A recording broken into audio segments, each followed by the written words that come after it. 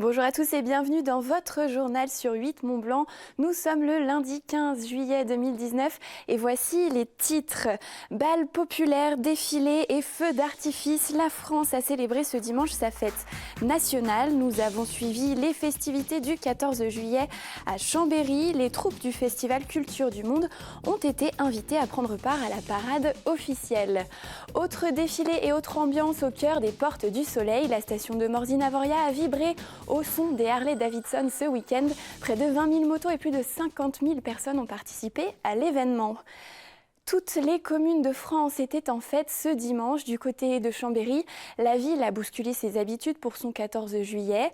Alors que la cérémonie de prise d'armes se tient habituellement en centre-ville, elle a eu lieu cette année devant la mairie du quartier de Biolay. Les gendarmes, pompiers et chasseurs alpins ont quant à eux partagé leur défilé avec des troupes du Festival Culture du Monde. On écoute quelques propos recueillis sur place par Sébastien Germain.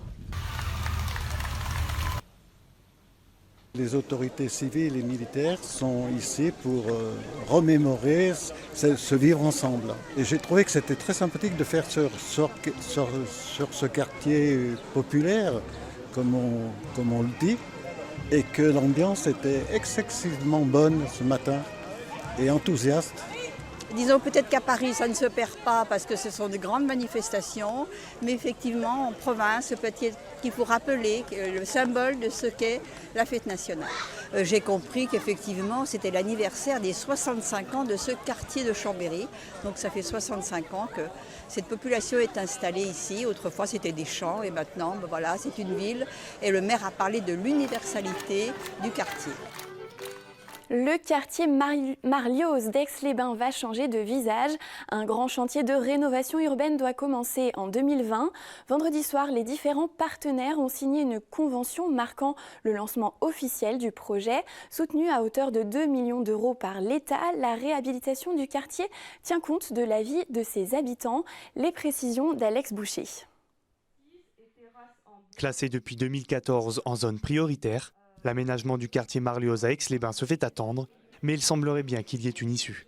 Vendredi 12 juillet a eu la signature de la convention de renouvellement urbain et une présentation du projet devant les habitants. Ça a mis du temps, c'est vrai, parce que ce sont des dossiers lourds à monter. Il faut être retenu d'abord par l'État, par l'Agence nationale de rénovation urbaine. Ça a été la première étape, être candidat, être retenu. On aurait très bien pu ne pas être éligible, comme on dit. Ça a été le cas et heureusement pour Aix-les-Bains et pour le quartier de Marlioz.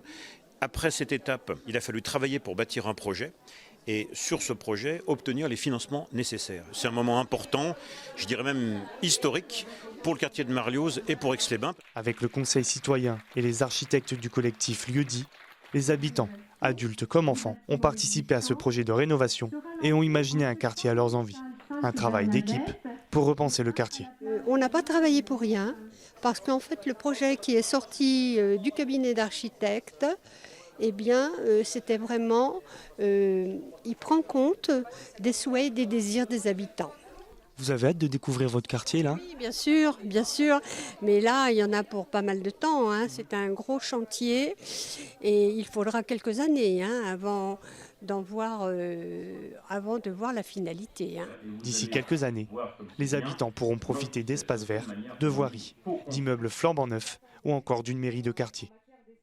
Finalement, tout n'est qu'une question de temps. Le mobilier urbain est généralement plutôt disgracieux. Toilettes publiques, entrées de parking, bornes en tout genre, le béton est partout.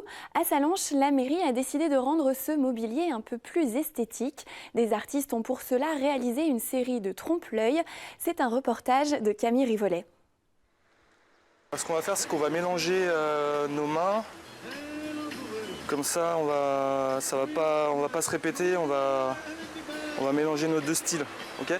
Embellir les verrues urbaines comme ils les appellent, les surfaces brutes de béton, les toilettes publiques, plus généralement le mobilier urbain disgracieux. Les deux peintres décorateurs dissimulent les 260 mètres carrés de béton brut d'accès au parking du Pré de Foire. Gaël et Jean-Marie réalisent un mur en pierre. On s'inspire des éléments proches soit du local, soit du mur. On regarde la nature, la végétation aux alentours ou l'architecture. Donc là, le but, c'est de vraiment l'intégrer, qu'on ne voit plus. Une fois les murs de pierre terminés, les toilettes publiques deviendront eux aussi des trompe-l'œil. Cet aménagement esthétique s'inscrit dans le cadre Cœur de ville réalisé par la ville de Sallanches. On travaille sur le piéton, le vélo, le ralentissement de la circulation, l'embellissement de la ville. On a des jardiniers qui sont déjà exceptionnels d'une manière florale et autres, mais il y a quand même essayer d'estomper la part béton, c'est bien. Et puis les WC publics, c'est pas très beau non plus. Donc si on arrivait à les insérer dans la nature où ils sont, avec un petit côté sympa, les kiosques à journaux, le but est atteint. Le résultat bluffant commence déjà à séduire les locaux et les touristes. Je trouve que c'est formidable, que c'est bien fait et que c'est largement mieux que les tags qui sont un peu faits n'importe comment. Et de près, on voit que c'est de la peinture, mais de loin, c'est vraiment le moellon. Non, il travaille bien. Les peintures vont être réalisées par les 2 artistes de la société La Clé de Voûte jusqu'au 14 juillet. Les murs en pierre et les kiosques à journaux feront ensuite parfaite illusion dans la ville. Ils n'ont besoin de personne sur leur Harley-Davidson, mais les bikers aiment se rassembler et ils sont venus de toute la France et même des 4 coins de l'Europe pour se retrouver à Morzine.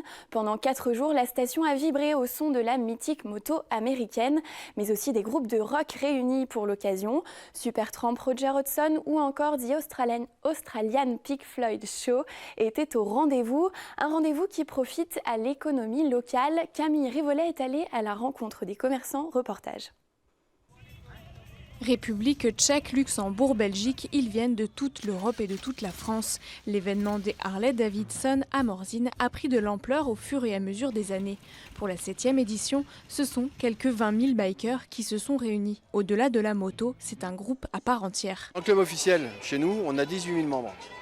Et on en a à peu près 120 000 sur l'Europe. Voilà. Après, il y a tous les gens qui sont là, par exemple, qui ne sont pas forcément membres, et qui viennent aussi faire la fête avec nous, parce que c'est ouvert pour tout le monde, c'est gratuit ici. Et c'est le village qui nous accueille. À l'entrée de Morzine, une station essence fait le plein de clients. Pendant les 4 jours de l'événement, l'établissement carbure. Si habituellement le gérant voit environ 80 clients par jour, pendant les Harley Days, la fréquentation monte jusqu'à 400. En 95, on a une cuve de 20 000 qui est à rabord. Et en 98, on a une cuve de 10 000. Donc on a à peu près 30 000 litres de produits pour l'essence. Donc un week-end, normalement, on est à sec pour demain soir.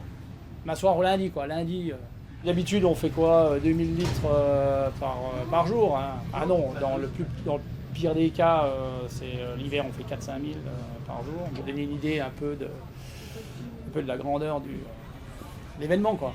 Les rues de la station sont occupées de stands de vêtements, d'accessoires de moto et de restauration. Le chiffre d'affaires est considérable, mais ce n'est pas forcément la priorité de tous. Nous, c'est d'apporter un petit plus au niveau de la clientèle, c'est surtout ça. C'est pas de faire de l'argent, le jour d'aujourd'hui, c'est de passer des bons moments. Et aujourd'hui, c'est un bon moment pendant 4 jours. Dans cette ambiance motarde, certains professionnels viennent pour améliorer leur visibilité. C'est le cas par exemple avec cette entreprise qui fabrique des pots d'échappement plus silencieux. Surtout important pour nous d'être proche de nos clients finaux, puisqu'on travaille principalement avec des professionnels. Mais nous, on a besoin aussi d'être proche de l'utilisateur pour savoir comment faire évoluer nos produits, savoir quelle est l'attente de ces utilisateurs pour pouvoir développer nos échappements en fonction de ces attentes-là. Il est difficile de chiffrer précisément la retombée économique énorme qu'apporte l'événement. Seule certitude, les commerçants attendent déjà avec impatience la prochaine édition.